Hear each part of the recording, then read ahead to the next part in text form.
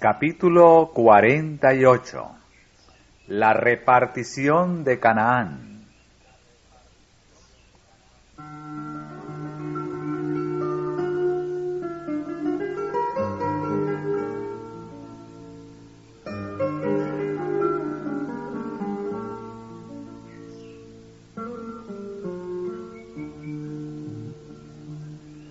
A la victoria de Bet-Horón siguió pronto la conquista de la parte meridional de Canaán.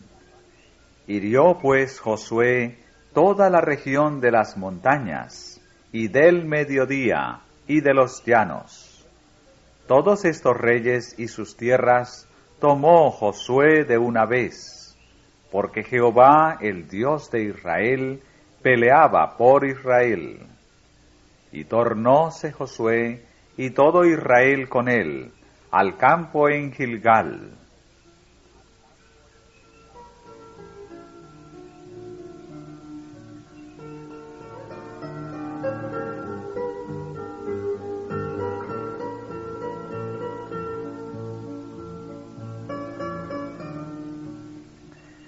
Las tribus del norte de Palestina, atemorizadas por el éxito que acompañaba a los ejércitos de Israel, formaron entonces una alianza contra ellos.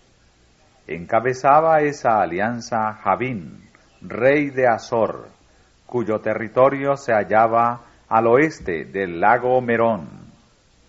Estos salieron, y con ellos todos sus ejércitos. Esta hueste era mucho mayor que cualquier otra que hubieran encontrado antes los israelitas en Canaán, pueblo mucho en gran manera, como la arena que está a la orilla del mar, con gran muchedumbre de caballos y carros.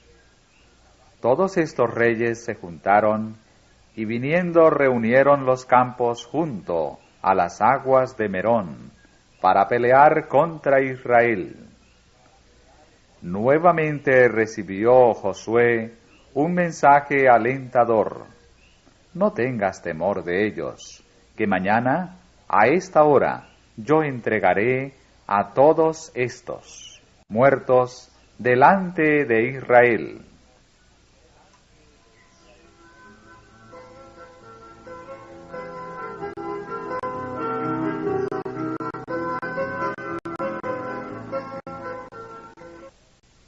Cerca del lago Merón, Josué cayó sobre el campamento de los aliados y derrotó totalmente sus fuerzas.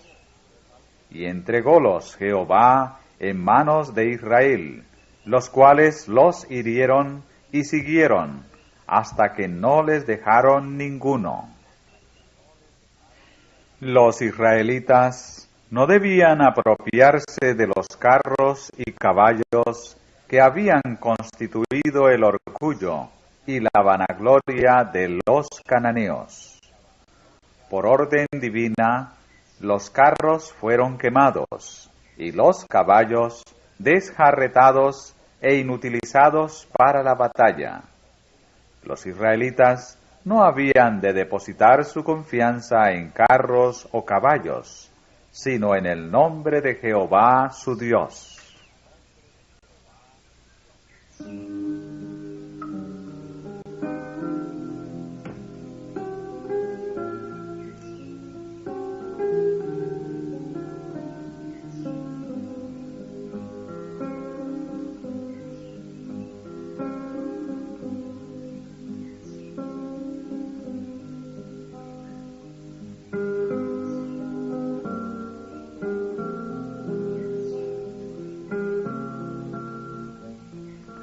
Una a una fueron tomadas las ciudades y Azor, la gran fortaleza de la confederación, fue quemada. La guerra continuó durante varios años, pero cuando terminó, Josué se había adueñado de Canaán, y la tierra reposó de guerra.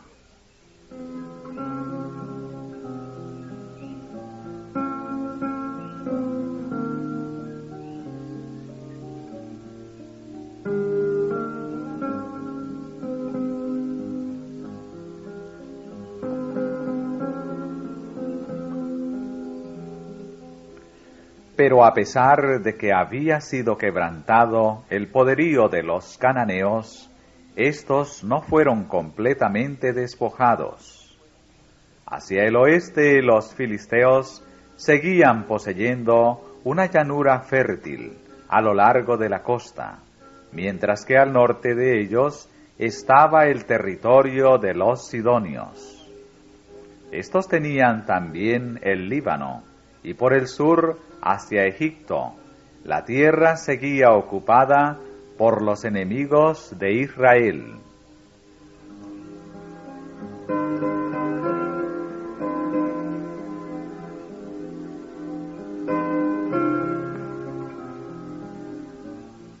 Sin embargo, Josué no había de continuar la guerra. Había otra obra que el gran jefe debía hacer antes de dejar el mando de Israel. Toda la tierra, tanto las partes ya conquistadas como las aún no subyugadas, debía repartirse entre las tribus, y a cada tribu le tocaba subyugar completamente su propia heredad. Con tal que el pueblo fuera fiel a Dios, Él expulsaría a sus enemigos de delante de ellos, y prometió darles posesiones todavía mayores si tan solo eran fieles a su pacto. La distribución de la tierra fue encomendada a Josué, a Eleazar, sumo sacerdote, y a los jefes de las tribus, habiéndose de fijar por suertes la situación de cada tribu. Moisés mismo había fijado las fronteras del país según se lo había de dividir entre las tribus cuando entraran en posesión de Canaán, y había designado un príncipe de cada tribu para que diera atención a la distribución. Por estar la tribu de Leví dedicada al servicio del santuario, no se la tomó en cuenta en esta repartición, pero se le asignaron a los levitas 48 ciudades en diferentes partes del país como su herencia.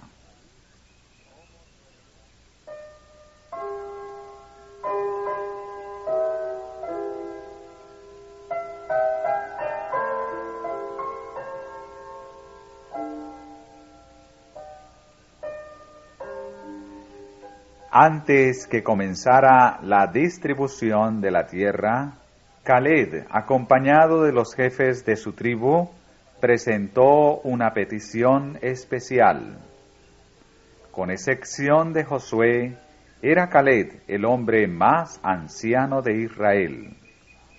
Ambos habían sido, entre los espías, los únicos que trajeron un buen informe acerca de la tierra de promisión, y animaron al pueblo a que subiera y la poseyera en nombre del Señor. Caleb le recordó ahora a Josué la promesa que se le hizo entonces como galardón por su fidelidad. Ciertamente la tierra en que ha pisado tu pie ha de ser herencia tuya y de tus hijos para siempre, por cuanto has seguido cumplidamente a Jehová mi Dios. Por consiguiente, solicitó que se le diera Hebrón como posesión.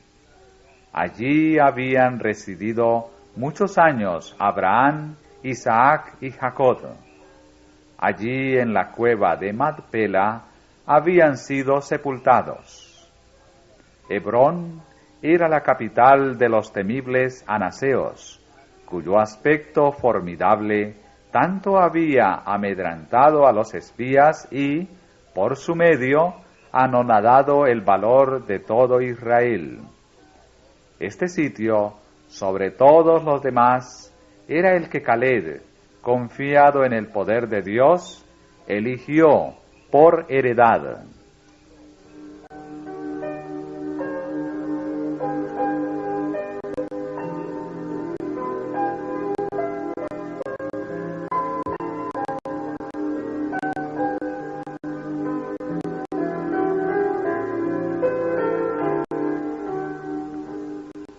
Ahora bien, dijo, Jehová me ha hecho vivir, como él dijo, estos 45 años, desde el tiempo que Jehová habló estas palabras a Moisés. Y ahora, he aquí soy hoy día de 85 años, pero aún estoy tan fuerte como el día que Moisés me envió. Cual era entonces mi fuerza, tal es ahora para la guerra, y para salir y para entrar. Dame pues ahora este monte, del cual habló Jehová aquel día, porque tú oíste en aquel día que los anaseos están allí, y grandes y fuertes ciudades. Quizá Jehová será conmigo, y yo los echaré como Jehová ha dicho. Esta petición fue apoyada por los hombres principales de Judá. Como Caleb mismo era representante de su tribu, designado para colaborar en la repartición de la tierra, había preferido tener a estos hombres consigo al presentar su pedido, para que no hubiera apariencia siquiera de que se valía de su autoridad para satisfacer fines egoístas.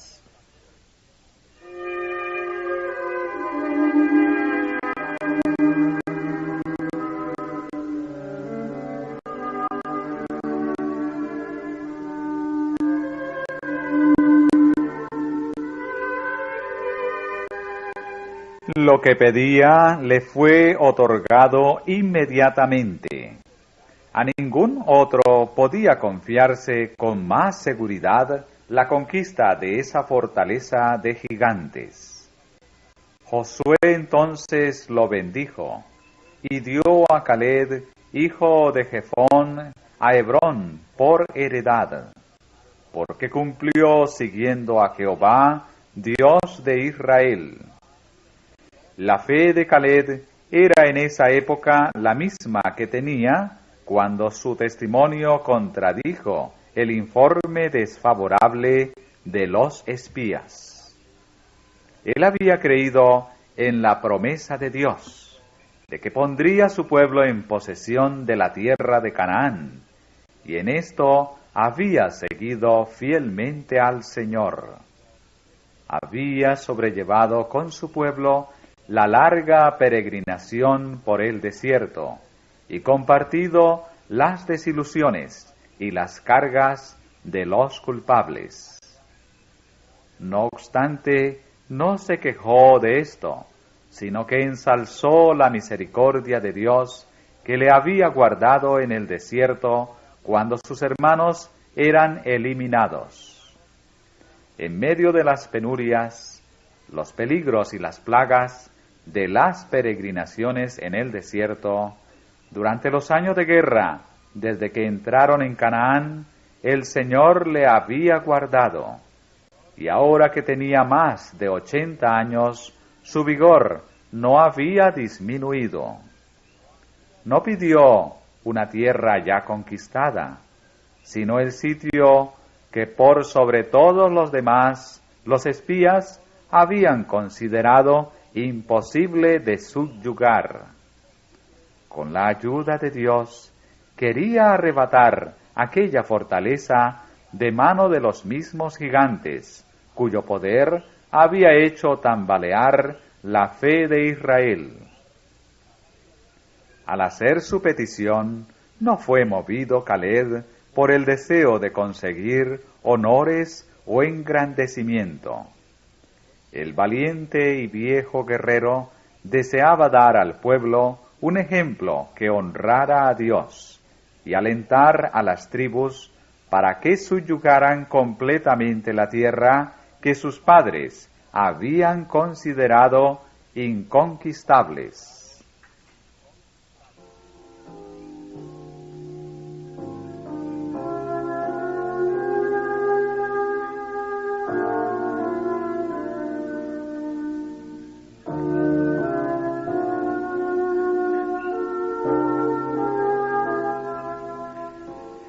Caleb obtuvo la heredad que su corazón había anhelado durante 40 años, y confiado en que Dios le acompañaba, echó de allí 3 hijos de Anac.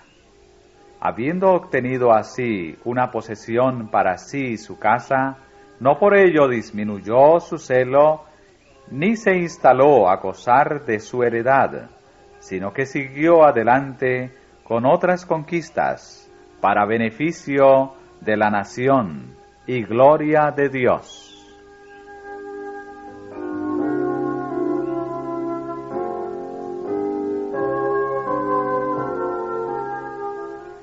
Los cobardes rebeldes habían perecido en el desierto, pero los espías íntegros comieron de las uvas de Escol.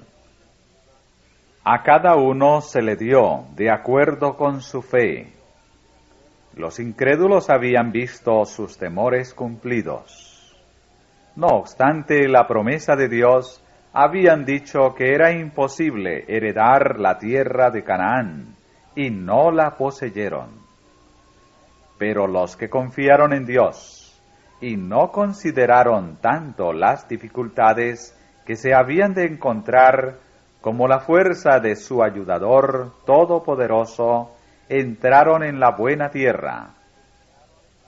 Por la fe fue como los antiguos notables ganaron reinos, evitaron filo de cuchillo, convalecieron de enfermedades, fueron hechos fuertes en batallas, trastornaron campos de extraños. Esta es la victoria que vence al mundo, nuestra fe.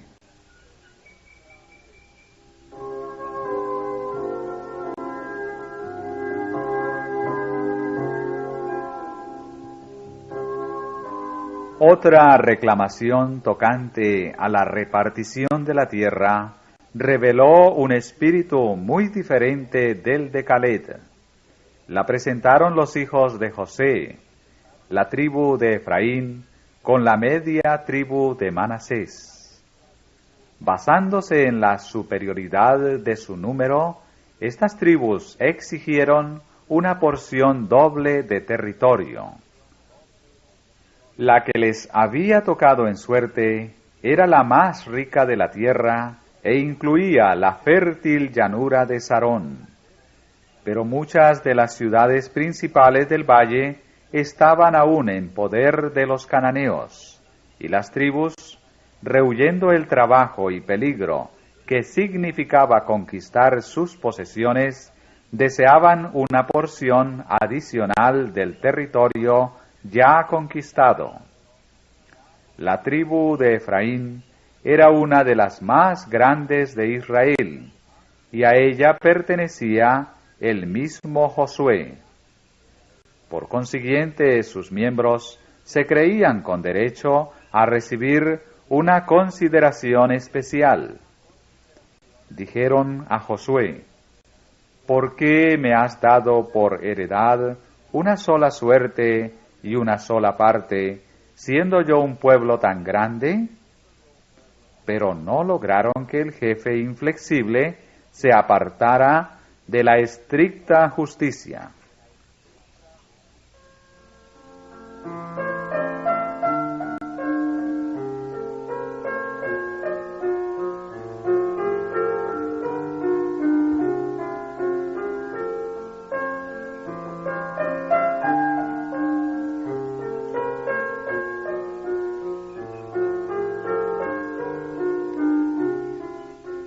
Su respuesta fue: si eres pueblo tan grande, sube tú al monte, y corta para ti allí en la tierra del Pereseo y de los gigantes, pues que el monte de Efraín es angosto para ti.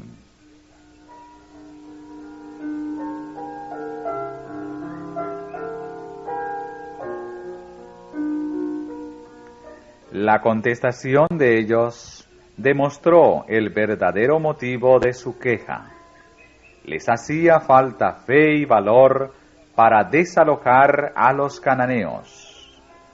No nos bastará a nosotros este monte, dijeron, y todos los cananeos que habitan la tierra de la campiña tienen carros herrados.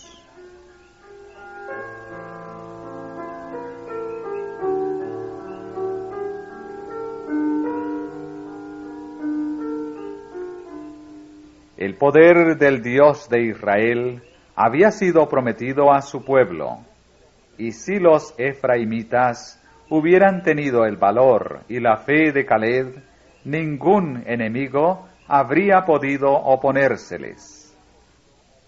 Josué encaró firmemente el deseo manifiesto de ellos de evitar los trabajos y peligros. Les dijo: tú eres gran pueblo y tienes gran fuerza.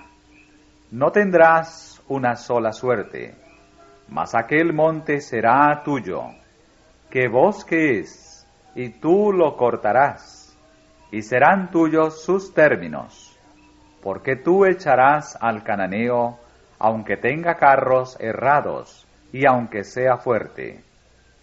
Así sus propios argumentos fueron esgrimidos contra ellos. Siendo ellos un gran pueblo, como alegaban serlo, tenían plena capacidad para abrirse camino como sus hermanos. Con la ayuda de Dios, no necesitaban temer los carros herrados.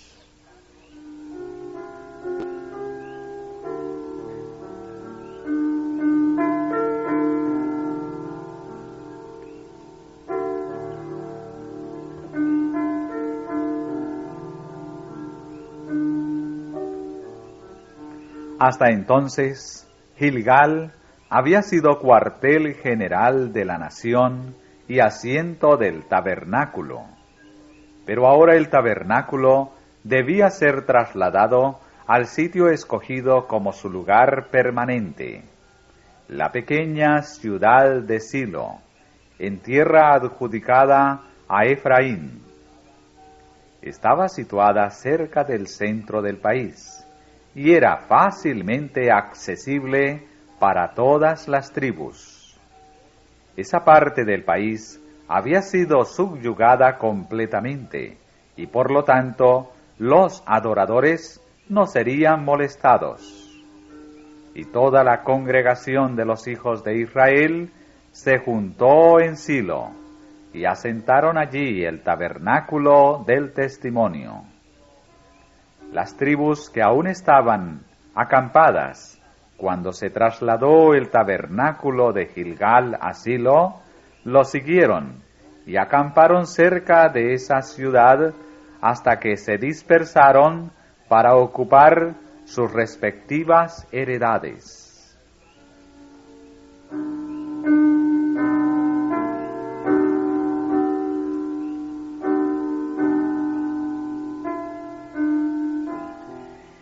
El arca permaneció en Silo por espacio de 300 años, hasta que, a causa de los pecados de la casa de Elí, cayó en manos de los filisteos, y Silo fue destruida totalmente.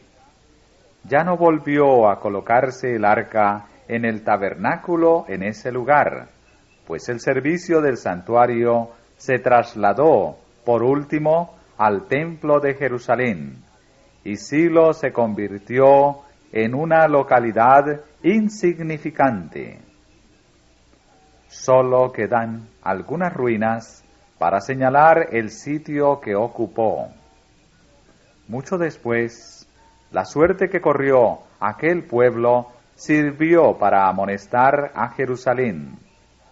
Andad empero ahora a mi lugar que fue en Silo, donde hice que morase mi nombre al principio, declaró el Señor por el profeta Jeremías, y ved lo que le hice por la maldad de mi pueblo Israel. Haré también a esta casa, sobre la cual es invocado mi nombre, en la que vosotros confiáis, y a este lugar que di a vosotros y a vuestros padres, como hice a Silo.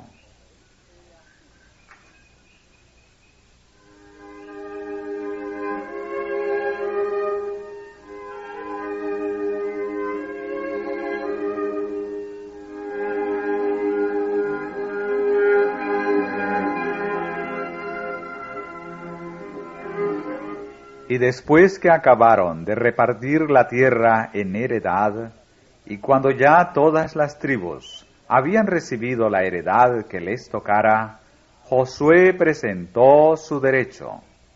A él, como a Caleb, se le había prometido una herencia especial. No pidió, sin embargo, una provincia grande, sino una sola ciudad. Le dieron la ciudad que él pidió, y él reedificó la ciudad y habitó en ella. El nombre que se le puso a la ciudad fue Tinat Será, la parte que sobra, y atestiguó para siempre el carácter noble y espíritu desinteresado del vencedor que, en vez de ser el primero en apropiarse del botín de la victoria, postergó su derecho hasta que los más humildes de su pueblo habían recibido su parte.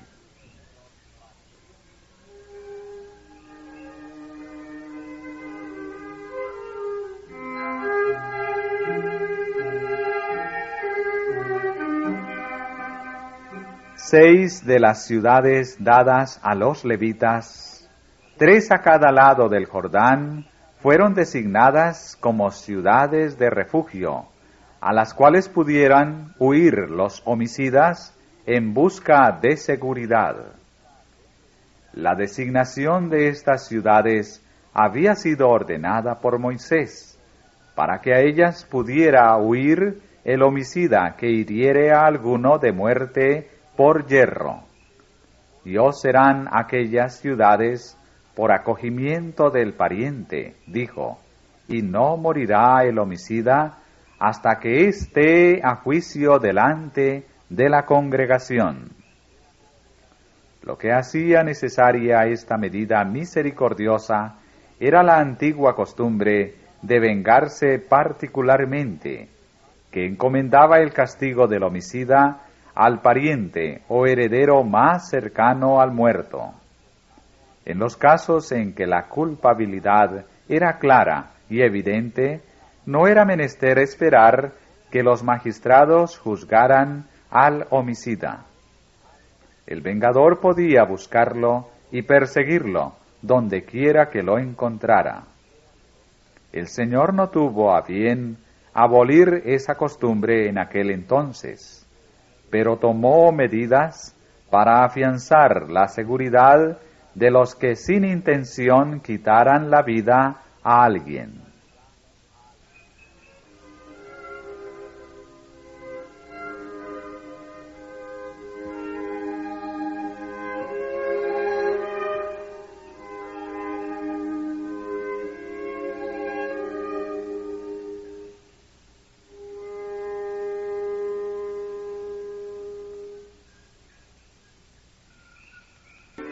Las ciudades de refugio estaban distribuidas de tal manera que había una a medio día de viaje de cualquier parte del país.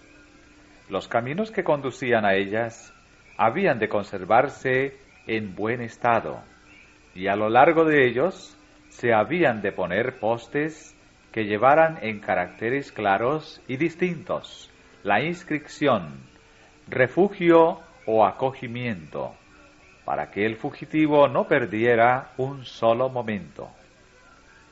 Cualquiera, ya fuera hebreo, extranjero o peregrino, podía valerse de esta medida. Pero si bien no se debía matar precipitadamente al que no fuera culpable, el que lo fuera no había de escapar al castigo. El caso del fugitivo debía ser examinado con toda equidad por las autoridades competentes, y sólo cuando se comprobaba que era inocente de toda intención homicida, podía quedar bajo la protección de las ciudades de asilo. Los culpables eran entregados a los vengadores. Los que tenían derecho a gozar protección podían tenerla tan solo mientras permanecieran dentro del asilo designado. El que saliera de los límites prescriptos y fuera encontrado por el vengador de la sangre, pagaba con su vida la pena que entrañaba el despreciar las medidas del Señor. Pero a la muerte del sumo sacerdote, todos los que habían buscado asilo en las ciudades de refugio quedaban en libertad para volver a sus respectivas propiedades.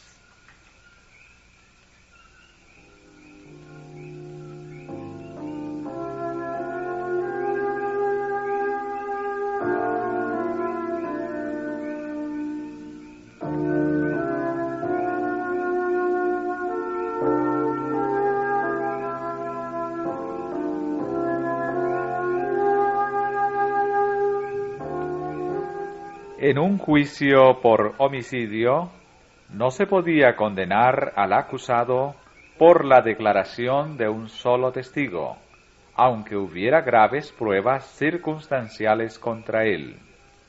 La orden del Señor fue: cualquiera que hiriere a alguno, por dicho de testigos, morirá el homicida, mas un solo testigo no hará fe contra alguna persona que muera. Fue Cristo quien le dio a Moisés estas instrucciones para Israel, y mientras estaba personalmente con sus discípulos en la tierra, al enseñarles cómo debían tratar a los pecadores, el gran Maestro repitió la lección de que el testimonio de un solo hombre no basta para condenar ni absolver. Las cuestiones en disputa no han de decidirse por las opiniones de un solo hombre. En todos estos asuntos, dos o más han de reunirse y llevar juntos la responsabilidad, para que en boca de dos o tres testigos conste toda palabra.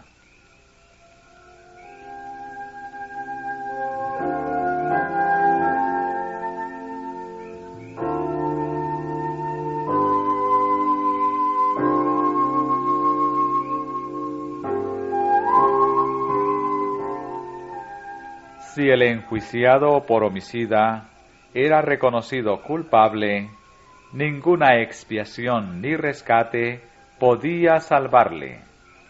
El que derramare sangre del hombre, por el hombre su sangre será derramada. Y no tomaréis precio por la vida del homicida, porque está condenado a muerte, mas indefectiblemente morirá. De mi altar lo quitarás para que muera. Estas fueron las instrucciones de Dios juntamente con las siguientes: la tierra no será expiada de la sangre que fue derramada en ella, sino por la sangre del que la derramó. La seguridad y la pureza de la nación exigía que el pecado de homicidio fuese castigado severamente. La vida humana que sólo Dios podía dar debía considerarse sagrada.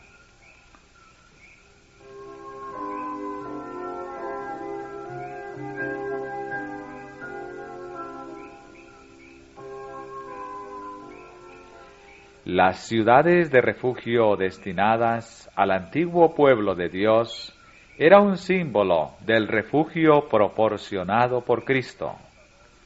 El mismo Salvador misericordioso que designó esas ciudades temporales de refugio, proveyó por el derramamiento de su propia sangre un asilo verdadero para los transgresores de la ley de Dios, al cual pueden huir de la segunda muerte y hallar seguridad. No hay poder que pueda arrebatar de sus manos las almas que acuden a Él en busca de perdón. Ahora pues, ninguna condenación hay para los que están en Cristo Jesús. ¿Quién es el que condenará? Cristo es el que murió, más aún, el que también resucitó, quien además está a la diestra de Dios, el que también intercede por nosotros, para que tengamos un fortísimo consuelo, los que nos acogemos a trabarnos de la esperanza propuesta.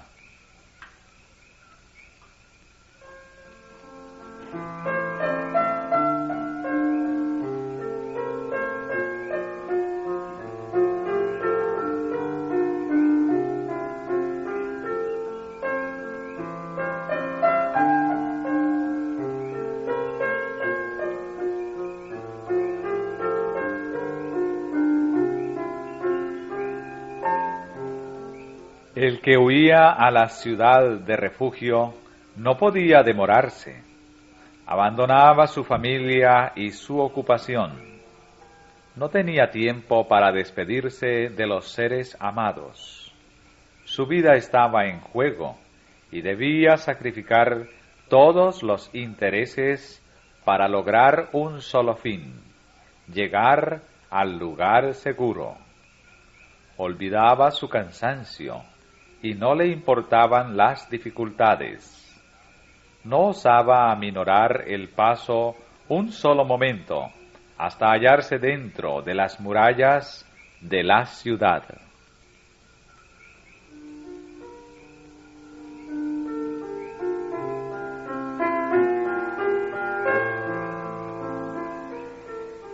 El pecador está expuesto a la muerte eterna hasta que encuentre un escondite en Cristo.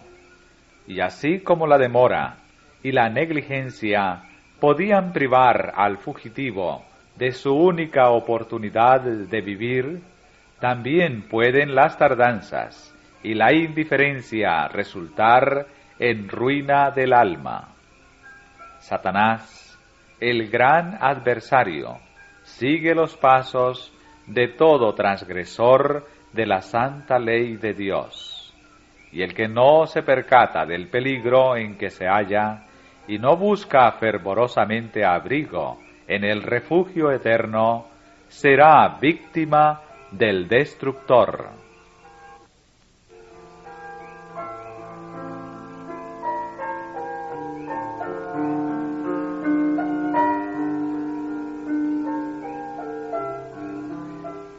El prisionero que en cualquier momento salía de la ciudad de refugio era abandonado a la voluntad del vengador de la sangre.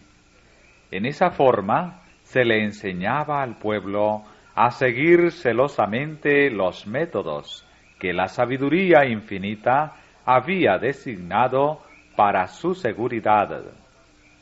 Asimismo, no basta que el pecador crea en Cristo para el perdón de sus pecados.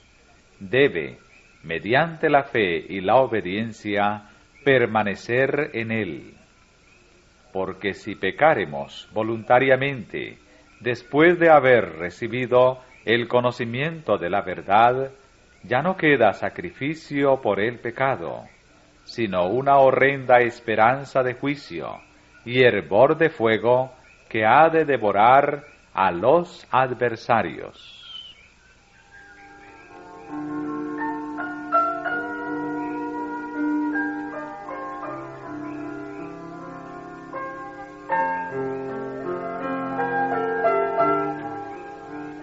Dos de las tribus de Israel, Gad y Rubén, con la mitad de la tribu de Manasés, habían recibido su heredad antes de cruzar el Jordán. Para un pueblo de pastores, las anchas llanuras de las tierras altas y valiosos bosques de Galaad y de Basán, que ofrecían extensos campos de pastoreo para sus rebaños y manadas, tenían atractivos que no podían encontrarse en la propia Canaán.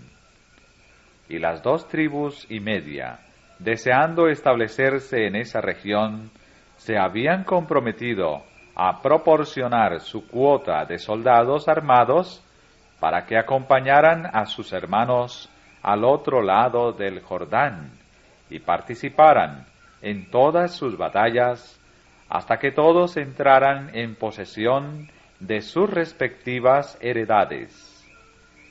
esta obligación se había cumplido fielmente. Cuando las 10 tribus entraron en Canaán, 40.000 de los hijos de Rubén y los hijos de Gad y la media tribu de Manasés, armados a punto, pasaron hacia la campiña de Jericó delante de Jehová a la guerra. Durante años habían luchado valientemente al lado de sus hermanos. Ahora había llegado el momento en que habían de entrar en la tierra de su posesión. Mientras acompañaban a sus hermanos en los conflictos, también habían compartido los despojos, y regresaron con grandes riquezas, y con grande copia de ganado, con plata y con oro, y metal, y muchos vestidos. Todo lo cual debían compartir con los que se habían quedado al cuidado de las familias y los rebaños.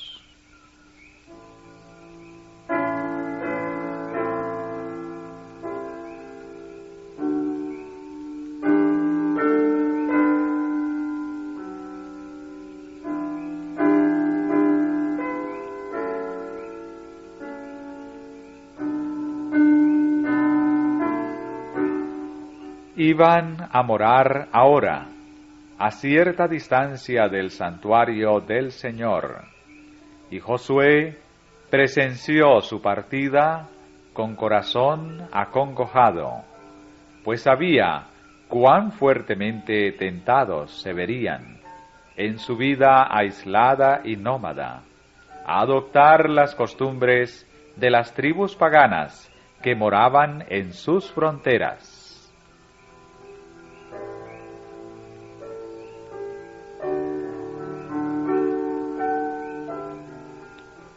Mientras el ánimo de Josué y de otros jefes estaba aún deprimido por presentimientos angustiosos, les llegaron noticias extrañas.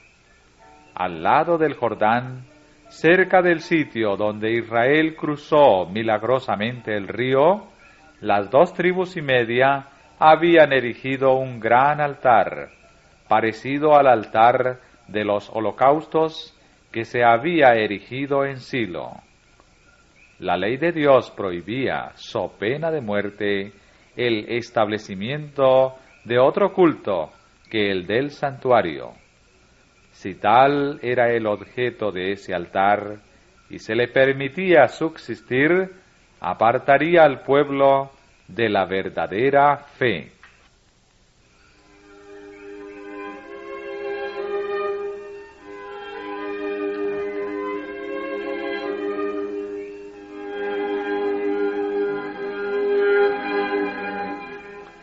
Los representantes del pueblo se reunieron en Silo, y en el acaloramiento de su excitación e indignación propusieron declarar la guerra enseguida a los transgresores. Sin embargo, gracias a la influencia de los más cautos, se resolvió mandar primeramente una delegación para que obtuviera de las 2 tribus y media una explicación de su comportamiento. Se escogieron 10 príncipes, uno de cada tribu.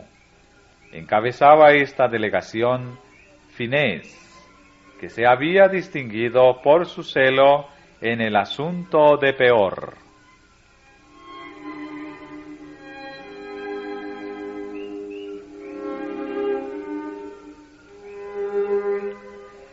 Las 2 tribus y media habían cometido un error al llevar a cabo, sin explicación alguna, un acto susceptible de tan graves sospechas. Los embajadores, dando por sentado que sus hermanos eran culpables, les dirigieron reproches mordaces. Los acusaron de rebelarse contra Dios y los invitaron a recordar cómo habían caído castigos sobre Israel por haberse juntado con Baal Peor. En nombre de todo Israel, fines manifestó a los hijos de Gad y de Rubén que si no querían vivir en aquella tierra sin altar para el sacrificio, se les daba la bienvenida para que participaran en los bienes y privilegios de sus hermanos al otro lado del río.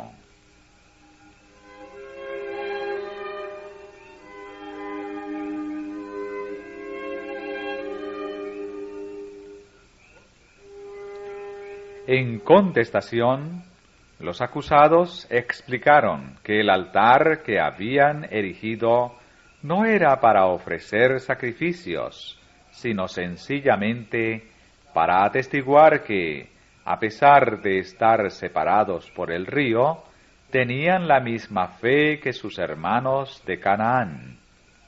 Habían temido que en algún tiempo futuro podría suceder que sus hijos fuesen excluidos del tabernáculo, como quienes no tuviesen parte en Israel. Entonces, este altar, erigido de conformidad con el modelo del altar de Jehová en Silo, atestiguaría que los fundadores y constructores de él adoraban también al Dios viviente.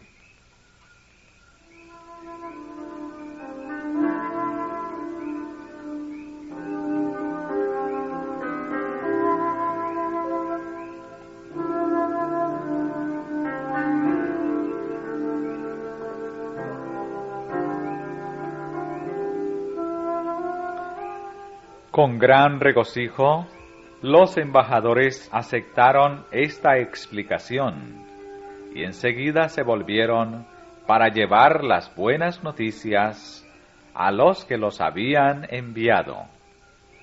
Toda idea de guerra fue desechada y el pueblo unido se regocijó y alabó a Dios.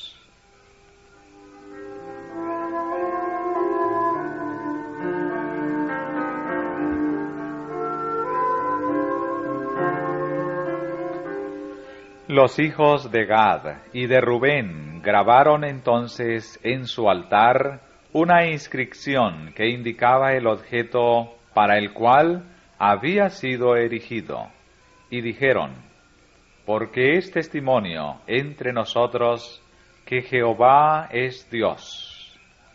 Así procuraron evitar futuras interpretaciones erróneas y eliminar cuanto pudiera ser causa de tentación.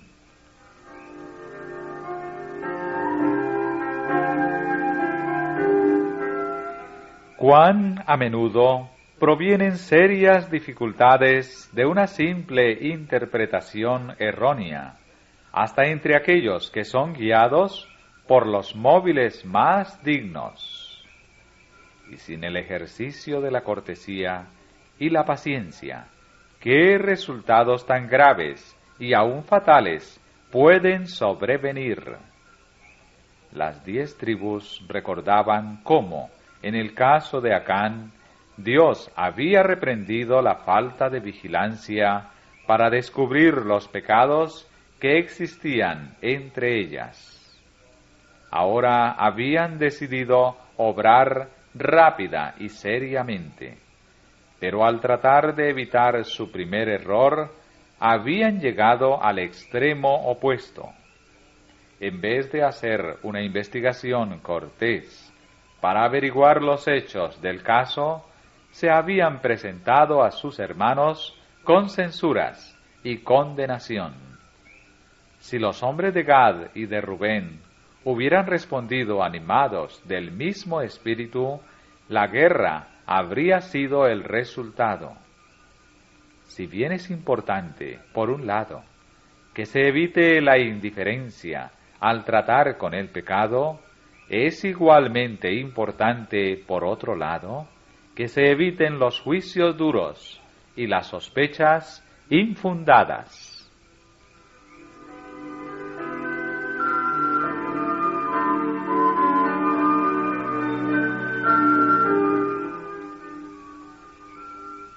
Muchos que son muy sensibles a la menor crítica dirigida contra su propio comportamiento, dan, sin embargo, un trato excesivamente severo a las personas a quienes consideran en el error.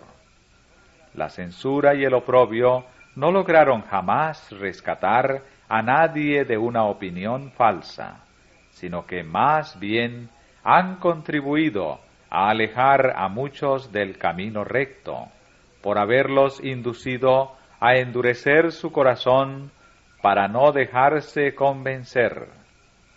Un espíritu bondadoso y un comportamiento cortés, afable y paciente pueden salvar a los descarriados y ocultar una multitud de pecados.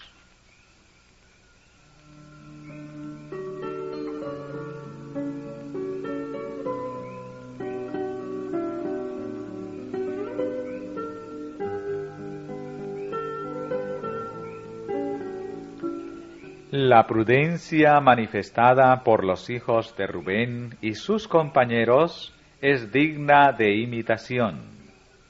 En tanto que se esforzaban sinceramente por hacer progresar la causa de la verdadera religión, fueron juzgados erróneamente y censurados con severidad, pero no manifestaron resentimiento.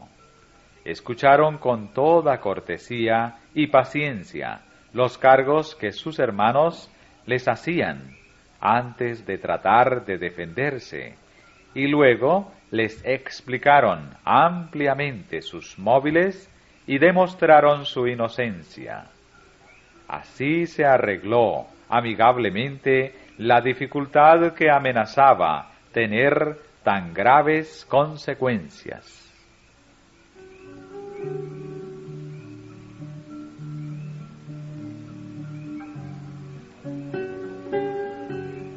Aun cuando se los acuse falsamente, los que están en lo justo pueden permitirse tener calma y ser considerados.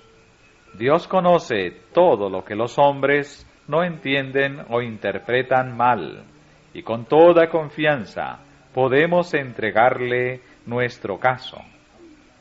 Él vindicará la causa de los que depositan su confianza en Él, tan seguramente como sacó a la luz la culpa de Acán. Los que son movidos por el Espíritu de Cristo poseerán la caridad que todo lo soporta y es benigna.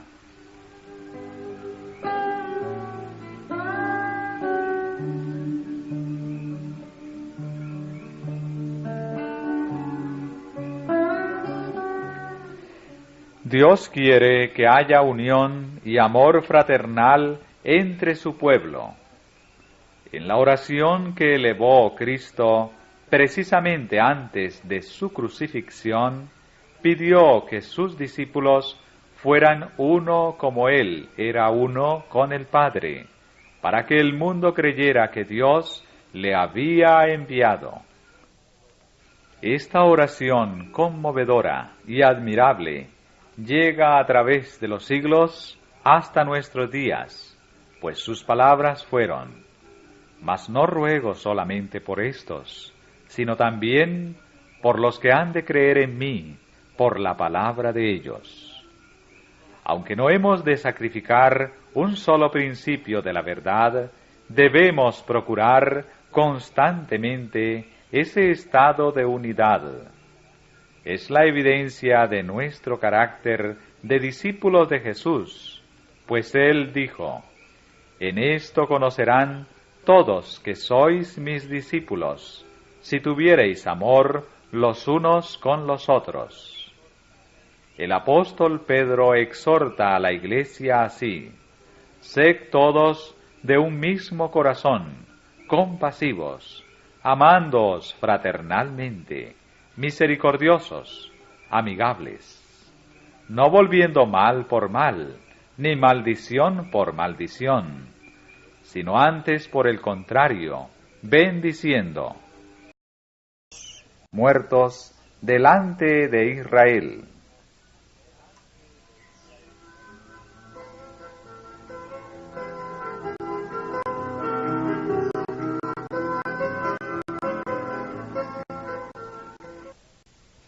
Cerca del lago Merón, Josué cayó sobre el campamento de los aliados y derrotó totalmente sus fuerzas. Y entrególos Jehová en manos de Israel, los cuales los hirieron y siguieron, hasta que no les dejaron ninguno.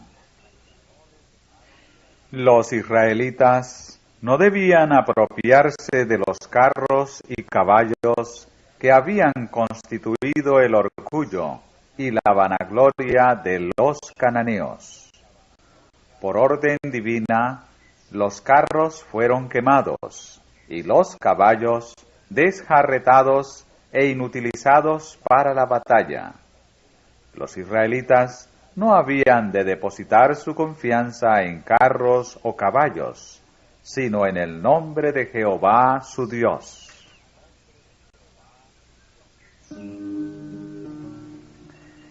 Las tribus del norte de Palestina, atemorizadas por el éxito que acompañaba a los ejércitos de Israel, formaron entonces una alianza contra ellos. Encabezaba esa alianza Jabín, rey de Azor, cuyo territorio se hallaba al oeste del lago Merón. Estos salieron, y con ellos todos sus ejércitos. Esta hueste era mucho mayor que cualquier otra que hubieran encontrado antes los israelitas en Canaán, pueblo mucho en gran manera, como la arena que está a la orilla del mar, con gran muchedumbre de caballos y carros. Todos estos reyes se juntaron, y viniendo reunieron los campos junto a las aguas de Merón, para pelear contra Israel. Nuevamente recibió Josué un mensaje alentador: no tengas temor de ellos, que mañana, a esta hora, yo entregaré a todos estos. Capítulo 48. La repartición de Canaán.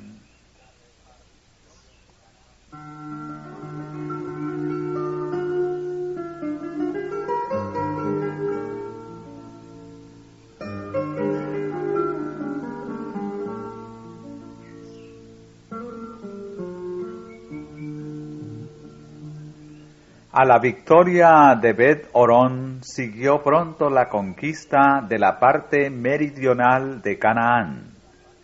Hirió pues Josué toda la región de las montañas, y del mediodía, y de los llanos. Todos estos reyes y sus tierras tomó Josué de una vez, porque Jehová, el Dios de Israel, peleaba por Israel. Y tornóse Josué y todo Israel con él al campo en Gilgal.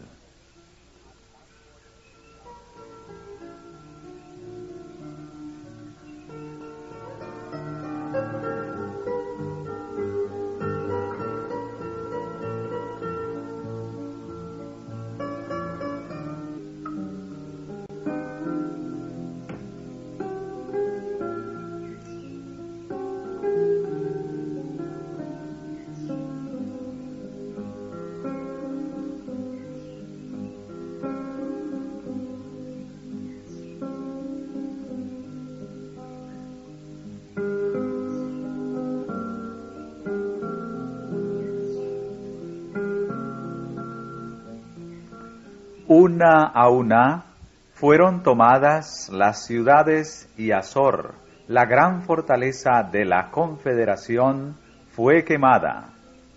La guerra continuó durante varios años, pero cuando terminó, Josué se había adueñado de Canaán, y la tierra reposó de guerra.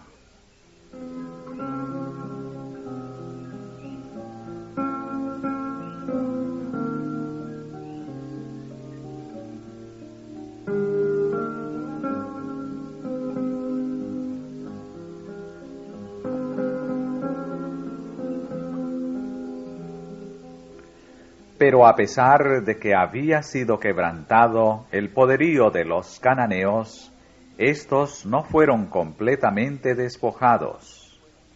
Hacia el oeste los filisteos seguían poseyendo una llanura fértil a lo largo de la costa, mientras que al norte de ellos estaba el territorio de los sidonios. Estos tenían también el Líbano, y por el sur hacia Egipto, la tierra seguía ocupada por los enemigos de Israel.